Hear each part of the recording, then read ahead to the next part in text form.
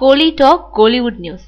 சந்தானமும் தேவி சென்டிமெண்ட்டும். Comedy நடிகர் சந்தானம் முதல் முறையா சோலோ ஹீரோவா நடிச்சிட்டு வரும் படம் வல்லவனுக்கு புல்லும் ஆயுதம்.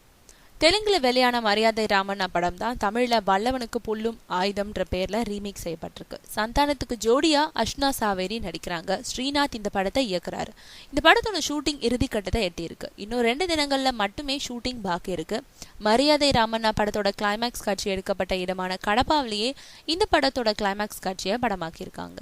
இதுக்காக வல்லவனுக்கு புல்லும் ஆயுதம் படக்குழு கடப்பா போயிருக்காங்க. இந்த நிலையில இந்த படத்தோட ஆடியோ வெளியீட்டு விழா வர ஏப்ரல் 14ஆம் தேதி தமிழ் புத்தாண்டு அன்னைக்கு மாலை 5 மணி அளவில் சென்னை தேவி தியேட்டர்ல நடக்குது. ஆடியோ வெளியீட்டு விழாவில் கூட சந்தானம் சென்டிமெண்ட்டை கடைபிடிக்கிறாரு.